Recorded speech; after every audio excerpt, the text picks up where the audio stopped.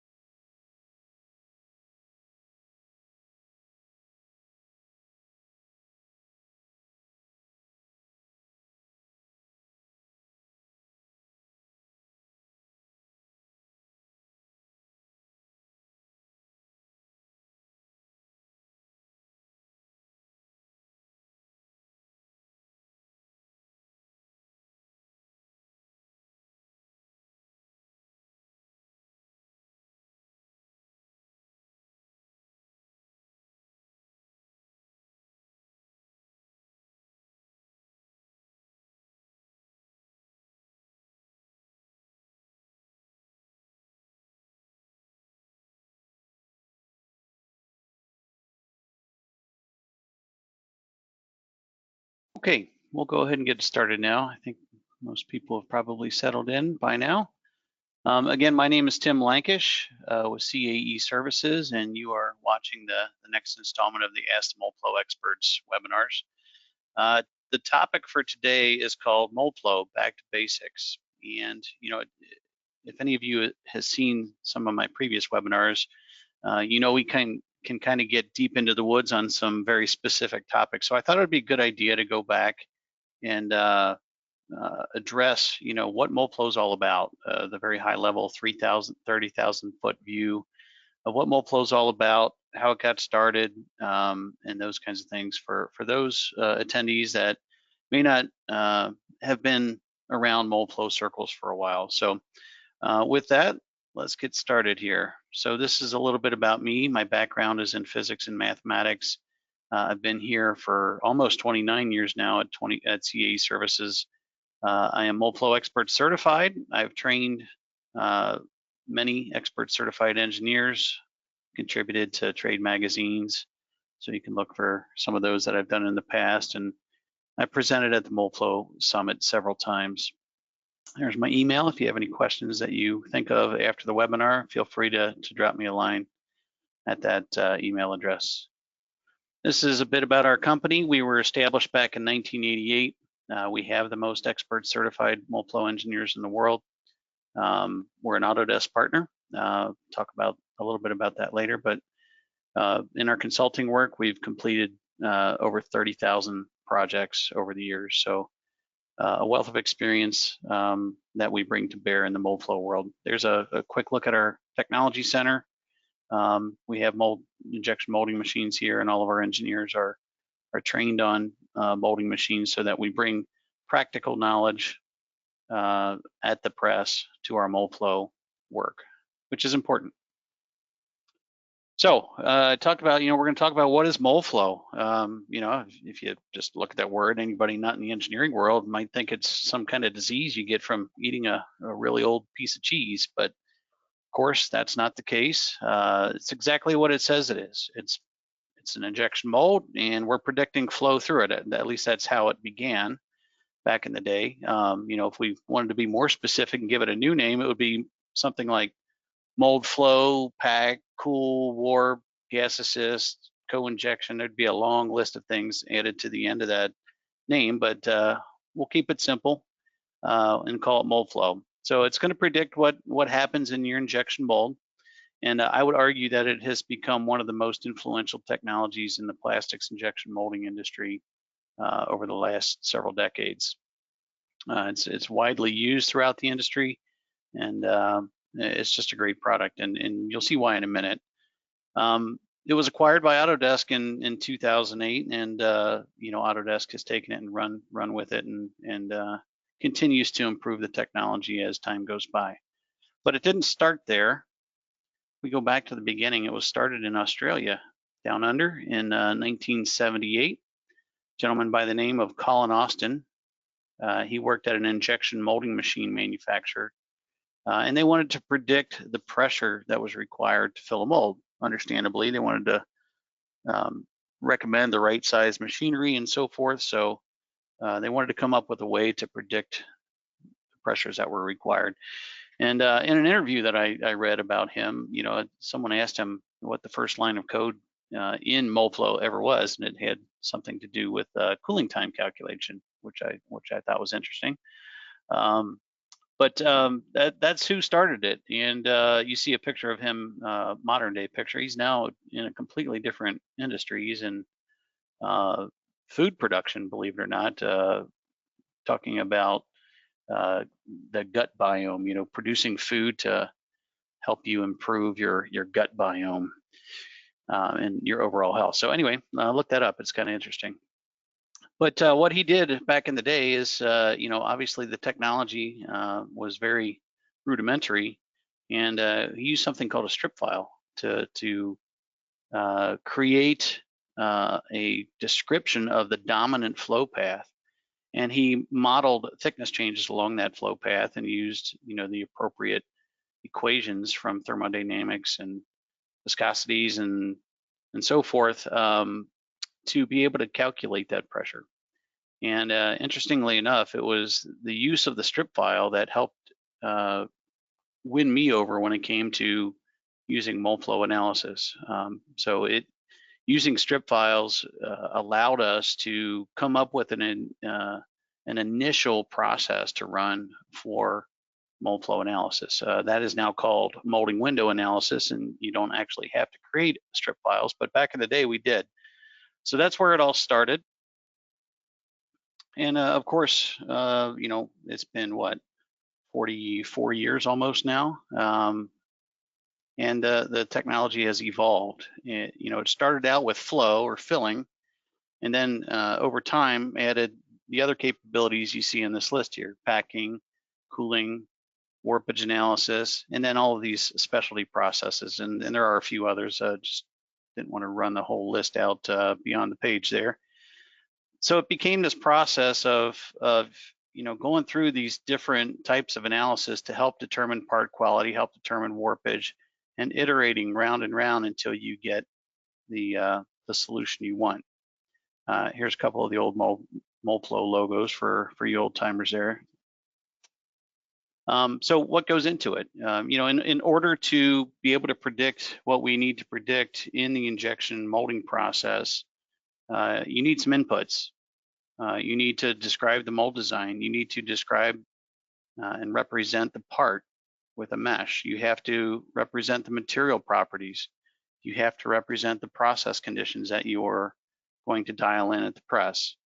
And then I would argue the last point is important too. Simulation expertise is important. You have to know what's going on with each of these inputs and how to represent them properly in order to get good, solid answers out of Moldflow.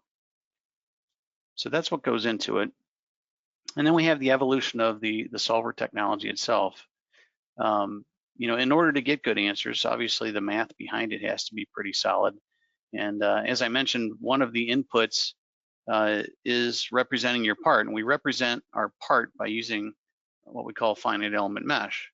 I mentioned in the early days using a strip file. That's the finite difference method. But as finite element technology evolved, they were able to use that and start spreading things out into more dimensions. Whereas the strip file was kind of a one-dimensional thing.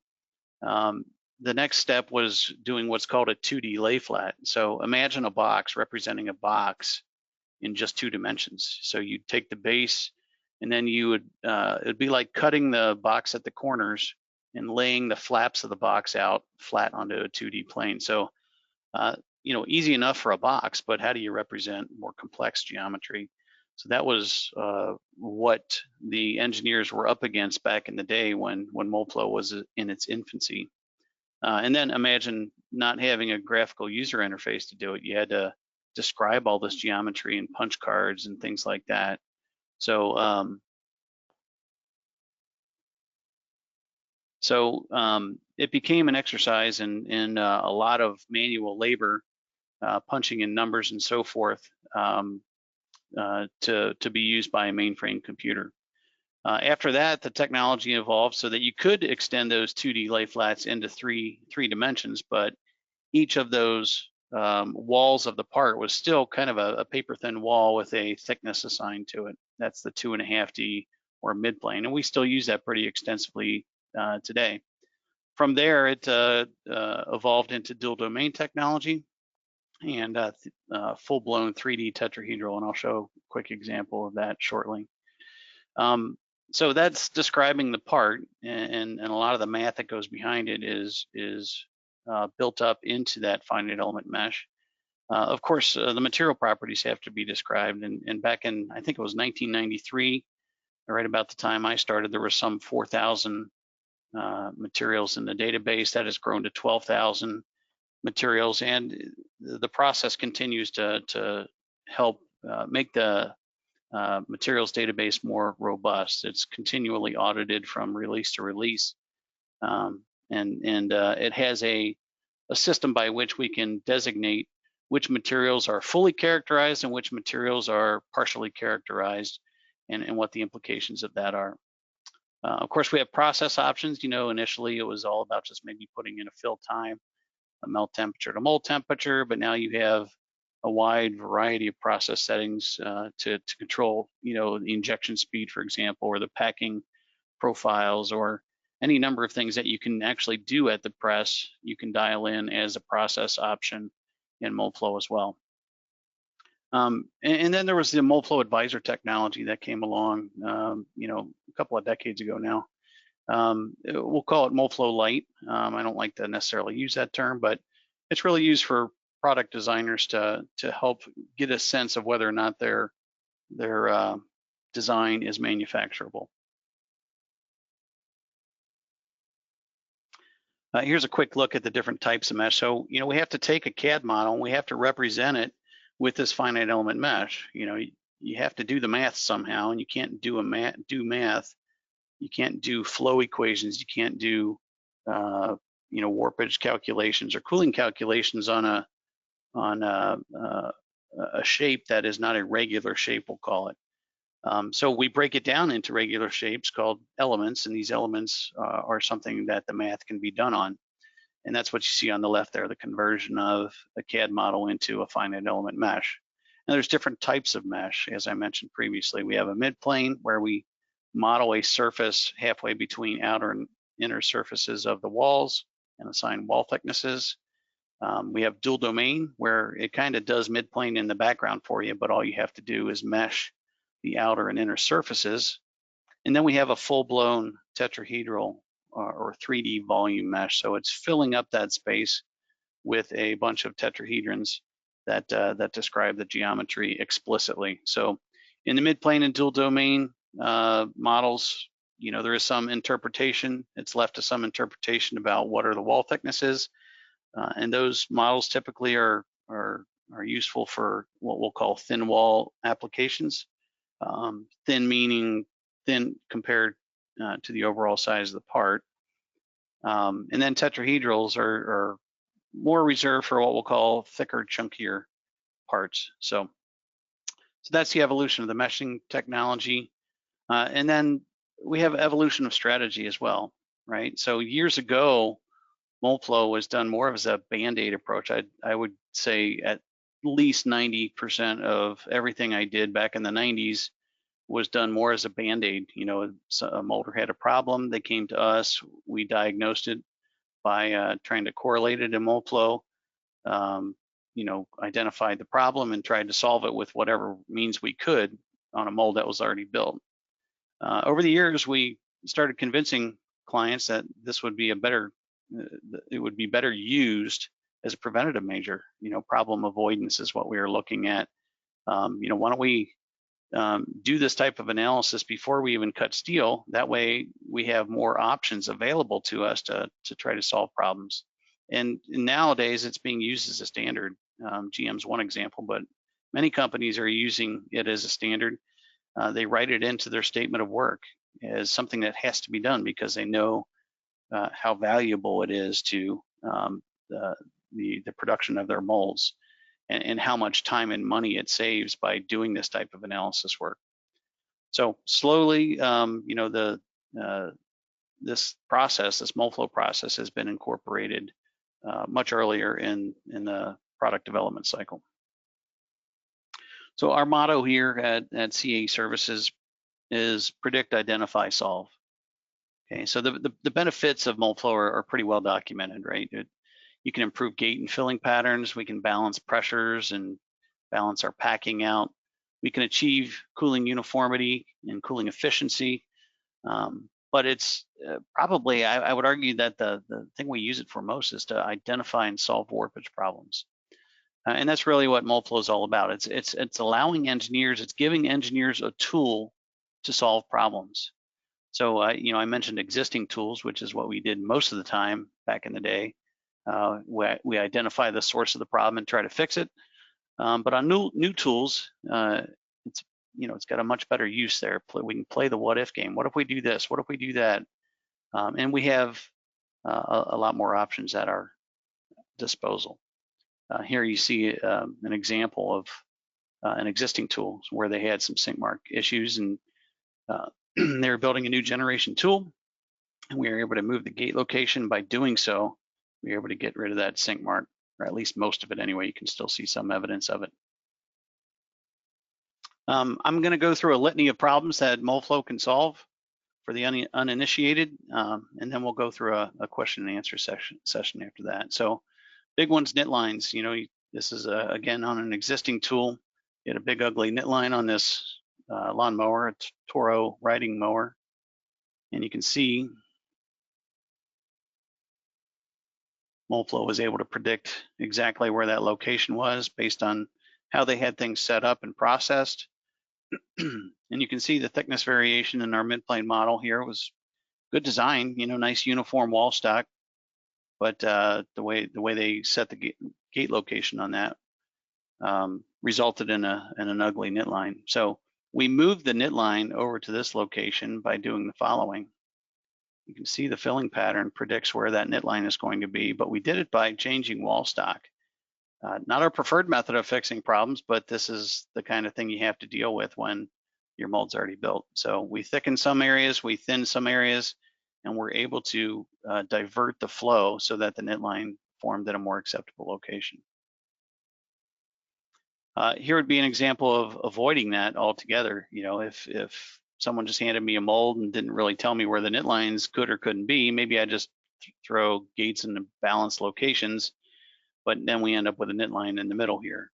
So instead of doing that, we avoid that by designing a hot manifold system that uses sequenced flow, valve gate sequencing, so that we fire this first gate, get all the flow through that map pocket area there, and then turn on all the other gates later. Fiber orientation is a big one. This is technology that came on later. Fiber orientation rather sets up a shrinkage pattern relative to the fiber pattern that may be unfavorable and produces warpage like we see here.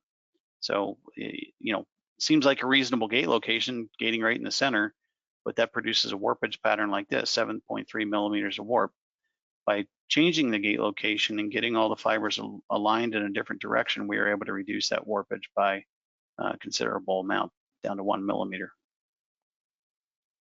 We use Moldflow a lot to solve part design problems. You know, there's a lot of blame game that goes on in the industry. You know, that, well, maybe it wasn't processed right, or maybe the mold isn't right, or whatever the case may be. But oftentimes it comes down to the part design.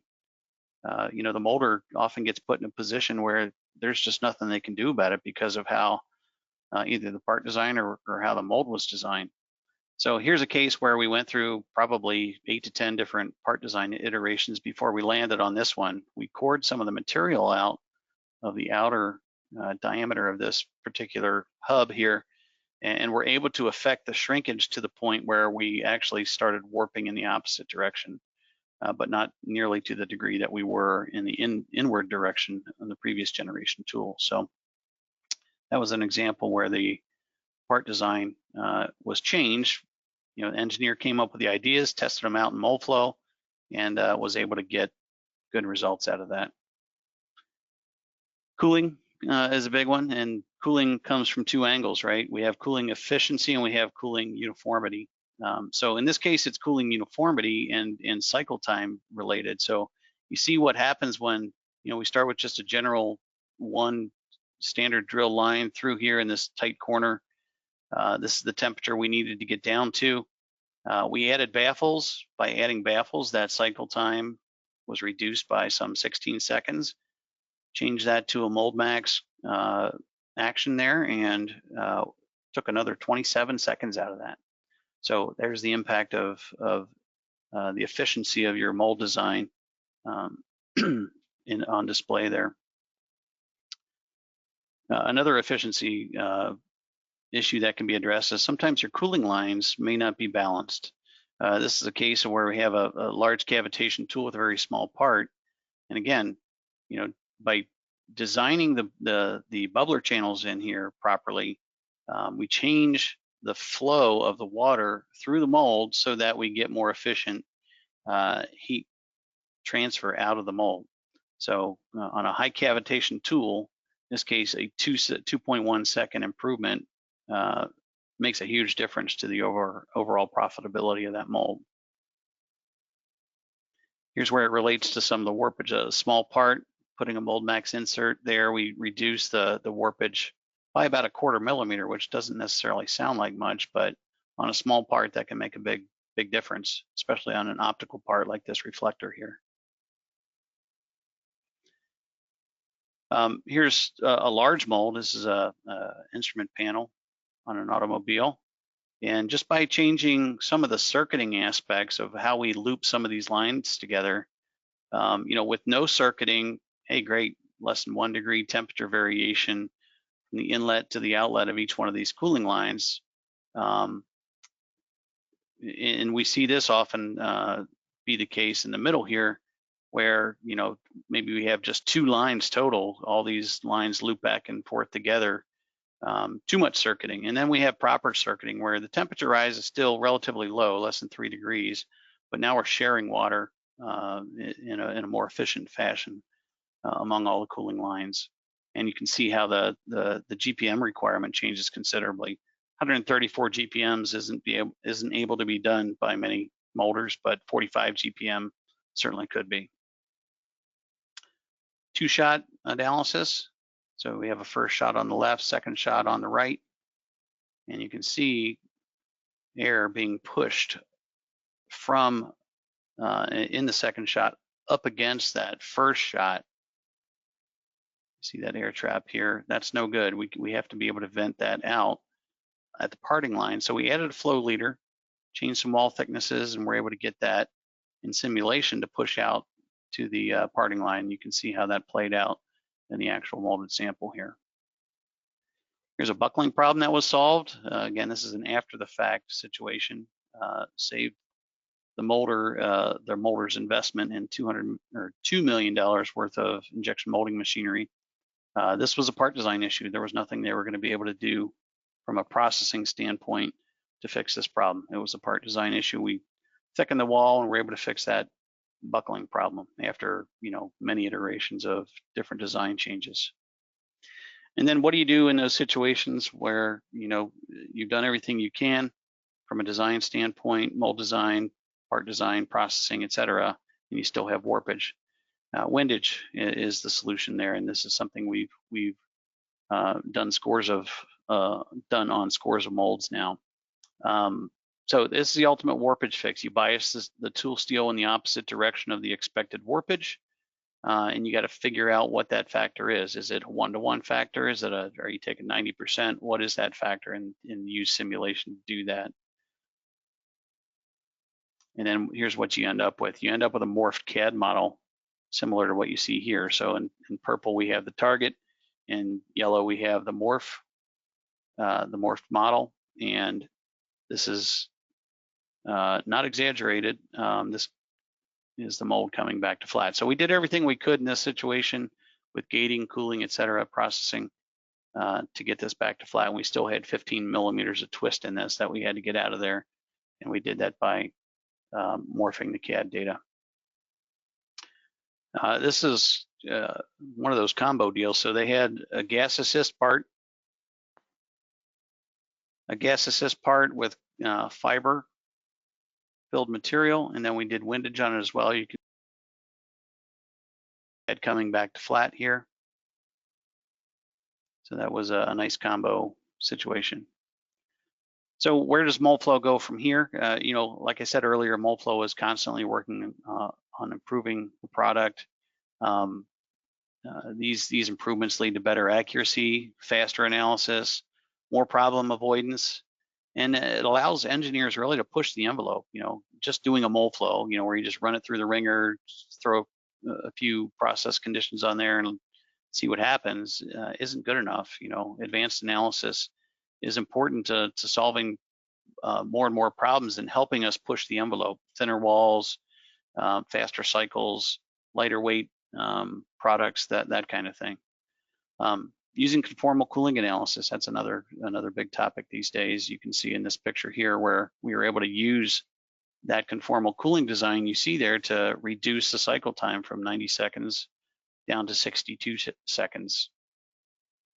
Windage analysis I just mentioned, and doing the actual morphing for the tool design, that is something that is important. Just doing the analysis part of it, you know, only gets you so far. So you have to be able to morph the model to be able to get what you want out of it.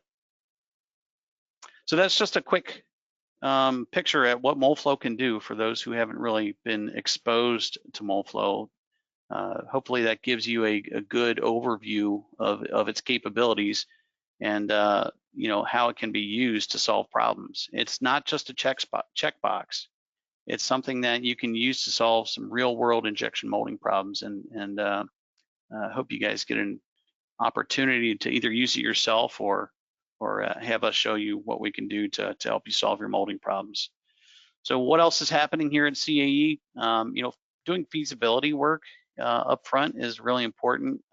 You know, a lot of what we do in Moldflow, as I mentioned, boils down to things that might be able to be fixed in the part design world. So we want to check the part up front to make sure A, it's moldable, B, it's just good sound design. You know, Moldflow can make these problems stick out like a sore thumb, but really, you know, if you can avoid a lot of that and a lot of the time and effort in the Moldflow world just by having good sound part design up front, and that's where feasibility work can really help you out. I mentioned our Autodesk partnership, so we are responsible for being a Moldflow reseller. We do all the training as well and mentoring. So as you're learning Moldflow, you know, just being able to do the picks and clicks is one thing, but being able to actually solve a problem, you know, by using Moldflow is quite another. So mentoring is important, and that's something that we can help you with along the way as you're learning how to be an expert analyst. So we have classroom and not so much online training anymore. That's really kind of a holdover from the COVID days. You know, we prefer to be face-to-face. I think people learn better that way. But we're building expert analysts by doing the training for Moldflow as well. We have these webinars on a monthly basis. You know, I plan to continue this Back to Basics series, and we'll dig into each one of those individual types of analysis one by one, and again, go back to the basics of what's involved in filling, for example, what's involved in packing, what's involved in cooling, what's involved in warpage. We have Moldflow office hours where you can you know, pay for a block of my time or any one of our engineers' time here at CAE and just pick our brain about any subject that you want to dive deep into. So feel free to do that. Our website is caservices.com. You can follow us on LinkedIn. So now I'd kind of like to turn it over to you guys, so to speak.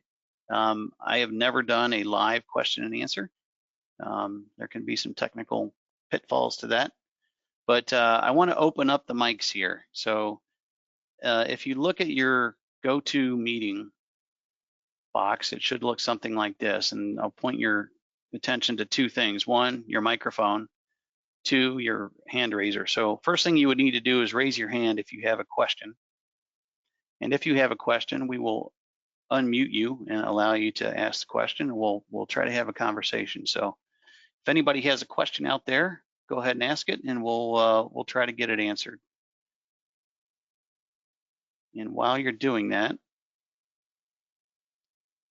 I'm going to start off with questions for the audience. Maybe this will spark some conversation. So what is your general thought about Moldlfow? Does anybody have, they've heard about it, they don't know much about it, or maybe they heard about it, heard some bad things about it, heard good things about it? What is the general feeling out there? Anybody have any thoughts on that? I don't see many hands being raised here. Okay, well, maybe let's start with this. What are the typical molding problems that you guys are dealing with out there? Those of you who are dealing with it on a day-to-day basis.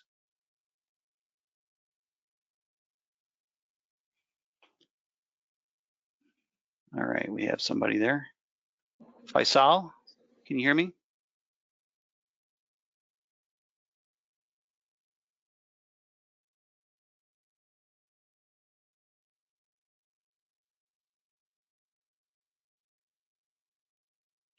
Says you're muted on your end, Faisal, if you want to unmute your.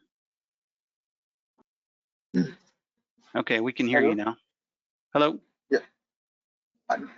Faisal, are you going to ask some or tell us? Or?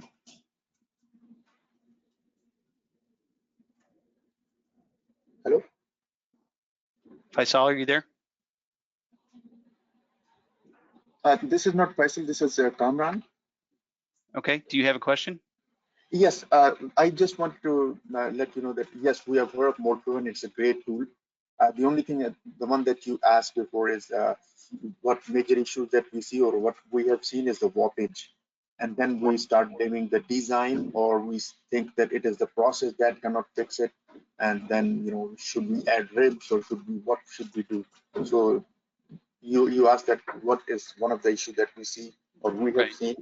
What I have seen is the warpage issue where the part is bending and we can see that, or a sort of clamshelling, and then we say that, oh, maybe in the beginning we should have done something better.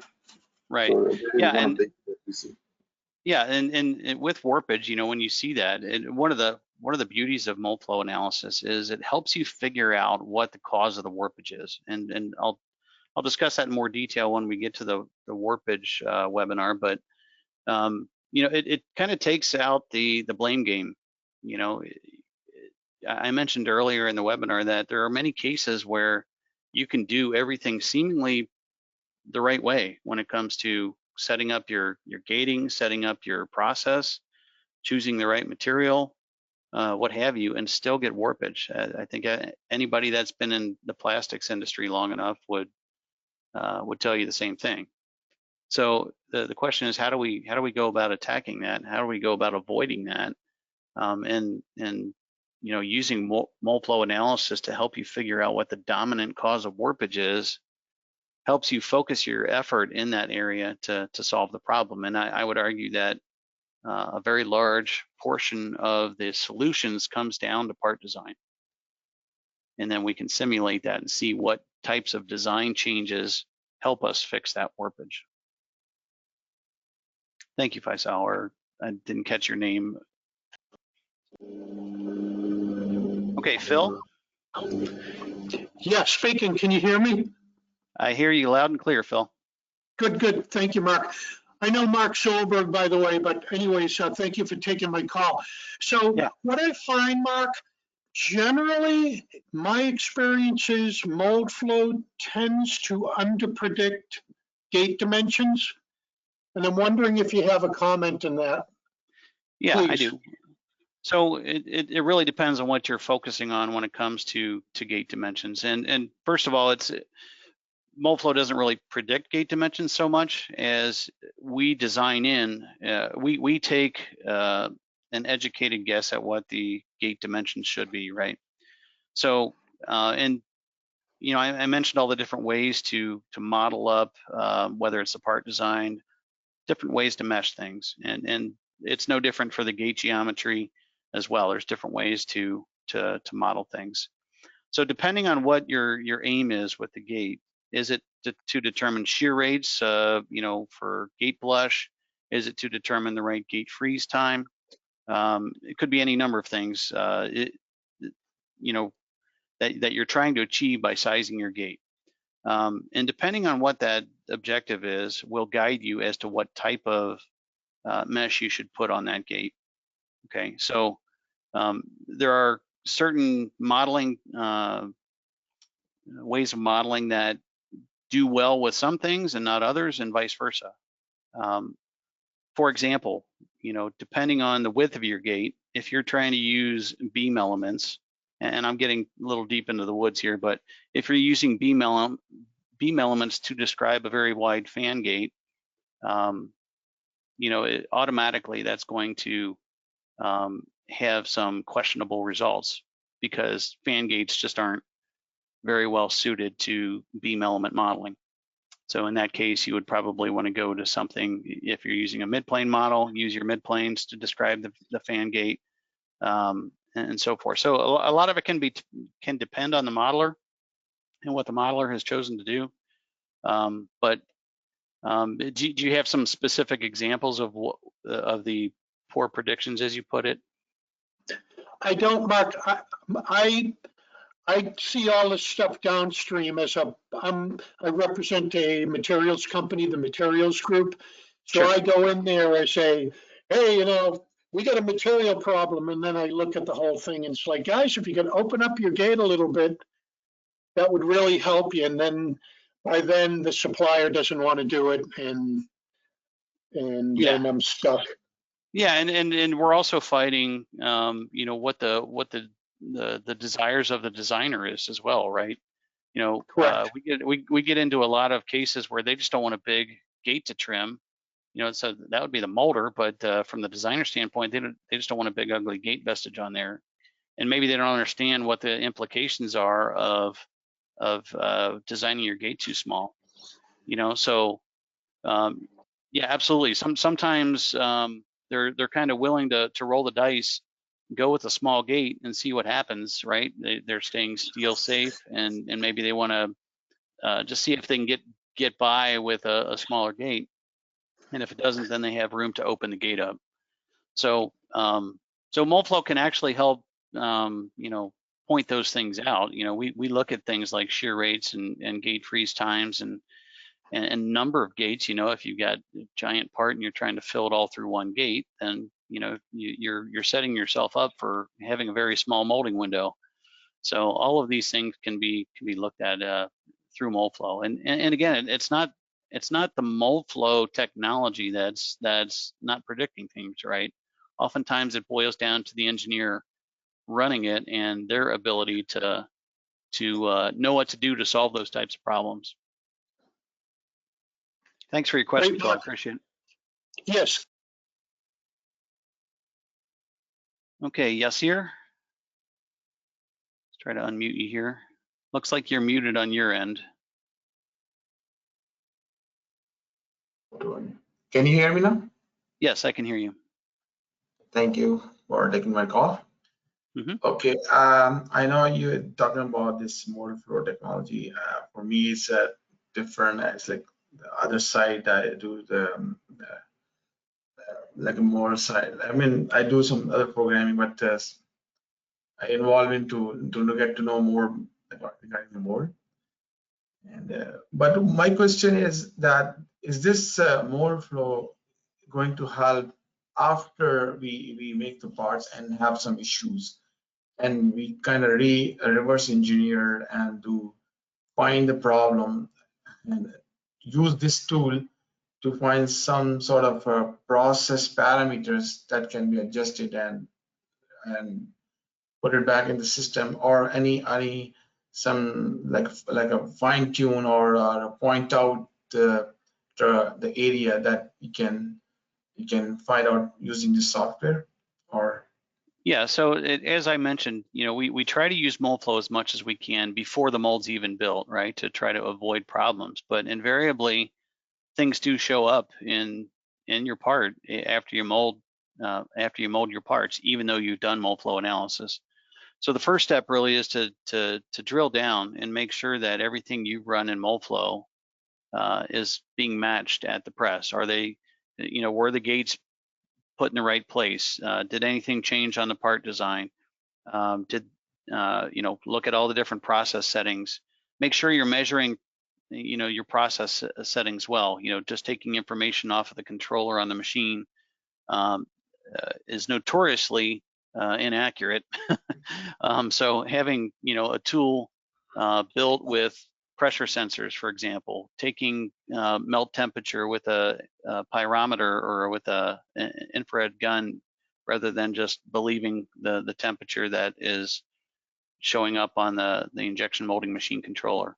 So it's a drill down process to make sure that everything is being followed that was recommended from the Moldflow analysis.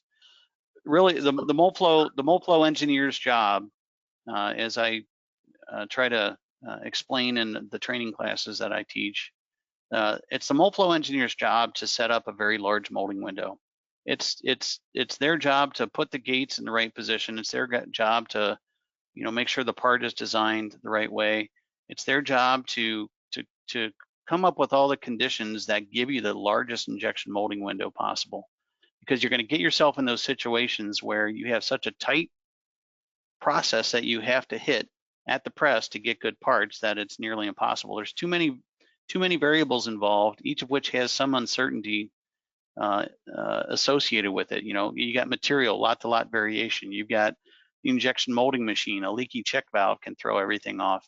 You've got so many things that can not be just quite right at the press, and it doesn't take long to get you out of that injection molding window. So that's what we preach. We got to set up conditions to account for all that slop that happens in the injection molding process.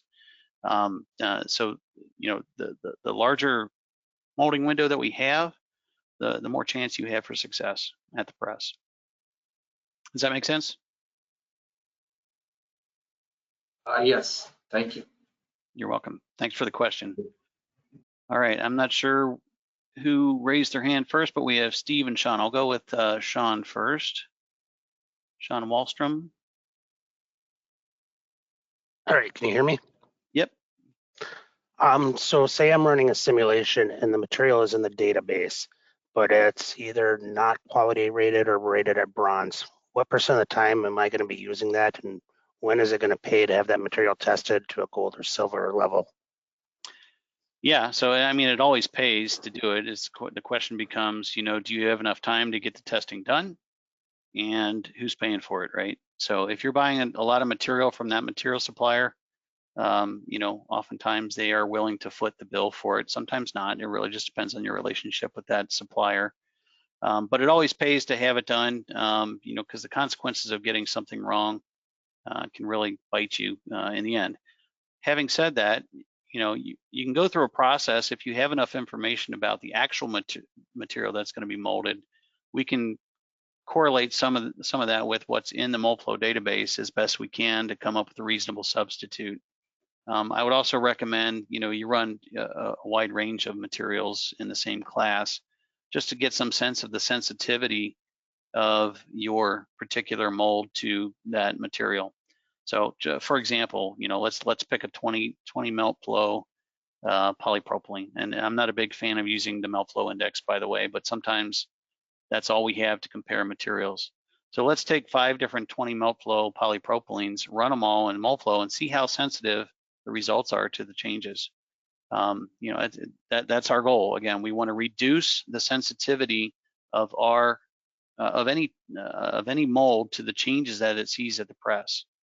So so short of having the actual material file, you can choose substitutes and get good trend analysis. It's still probably going to allow you to choose the best gate locations, allow you to design your cooling the right way, all of that, but the actual numbers are likely to be skewed. So you just got to know what you're up against when you're dealing with that.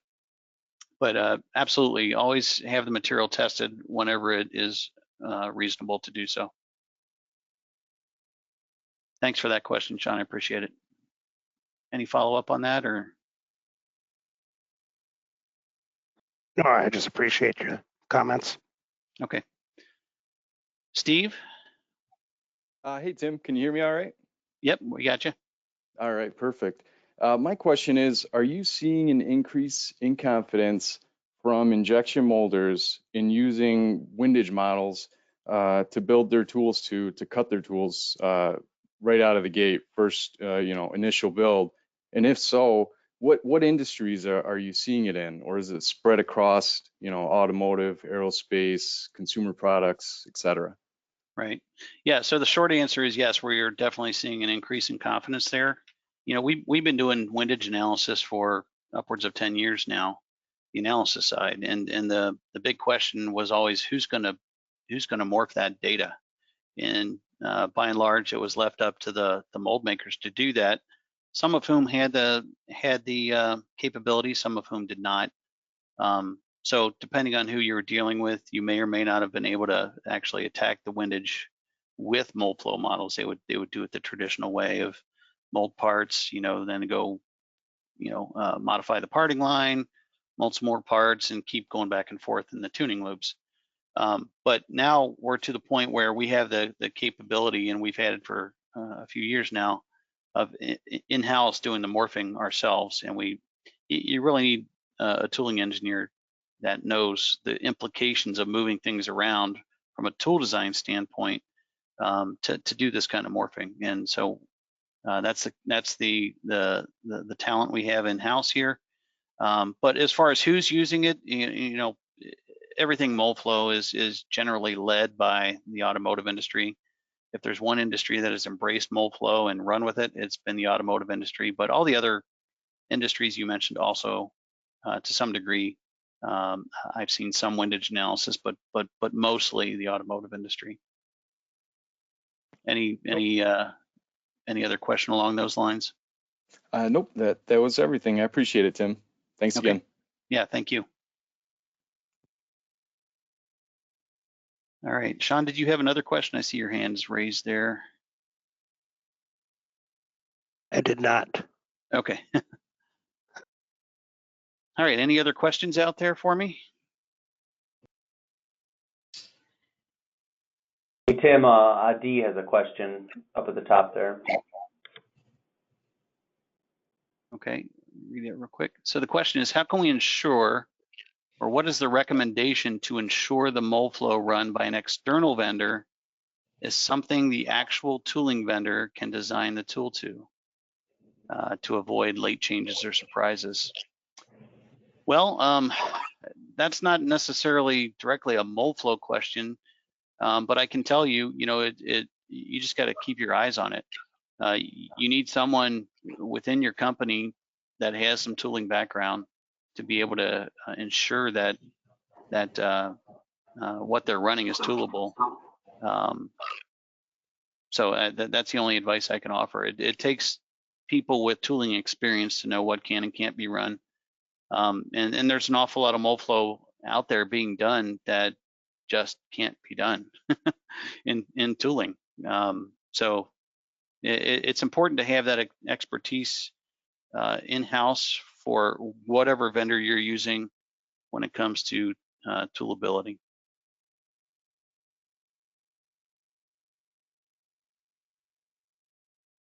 Okay, any other questions?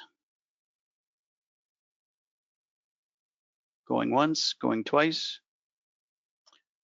Okay, well, that worked out. Oh, I see one more question, hand raised there. Faisal? Hi, Tim. Thanks for a nice presentation. Can You're you hear welcome. me? Yep. Okay. Just questions related to the presentation. There's the one place you mentioned flow region, like laminar flow and transition. And I think maybe there's a typo mistake. Can you go to that slide? Yeah, that was a cooling analysis slide. This one? Yeah. So when you have a Reynolds number more than 4, it is again shows laminar flow. It should be turbulent flow, no? When you cross the, like first one is laminar, yeah. And then next one is the transitions, because your Reynolds number is increasing. When the Reynolds numbers increase, become a turbulent flow, no? Yeah, so there's nothing in the pictures that's showing what those actual Reynolds numbers are. But I've got a Reynolds number of 2,655 in this particular setup, which is between 2,300 and 4,200. So that puts us in the transition zone. So Yeah. it's still inefficient. It's better than laminar, but it's still inefficient. And then when But we climb up to a Reynolds number that's above 4,200, which we have here, 4,700, then we get efficient heat transfer. Yeah, but it's not anymore laminar flow, it's a turbulent flow, right? Oh, Because yeah, the flow region. good catch. Yeah. Okay, I see what you're saying now. Yeah, it's just mislabeled. So yes, that's turbulent flow. Yeah. So with this turbulent flow, you have some regions also possible, because turbulent flow is basically move because laminar flow move in layers, and turbulent Right. flow move in like in strips of walls. So it can Correct. cause more like kind of a wearage, of the tools, something like this. So is the life depend on this flow also? Like if you use running too much turbulent flow, and because it shows good cleaning, like with the turbulent flow, you have more better flow regime, okay? But it can impact your tool life, right? I can see where you're coming from on that. I don't know that I honestly have never seen any studies or any information about the relationship between turbulent / laminar flow and the buildup of mineral deposits, for example, in your cooling lines. I think any tool should have a regular maintenance schedule that has, as part of that maintenance schedule, looking at the cooling lines and cleaning them out on a regular basis, because the predictions in Moldflow assume that there is no mineral buildup. So to the extent that that's true, you may or may not get accurate results out of Moldflow relative to what's happening in your mold. So yeah, I mean, you can make a case where turbulent flow is going to maybe help keep your cooling lines a little cleaner for a little bit longer. But I think probably the better approach would be just to have a regular maintenance schedule to clean out your cooling lines. Sounds great.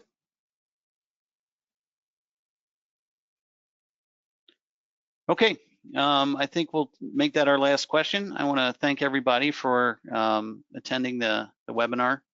As I mentioned, look for some emails or information on our website about our next webinar, and we're gonna keep sticking to basics here, and we're gonna drill down into each of the different types of analysis and look at them one by one. So again, thank you, and hope you have a good day.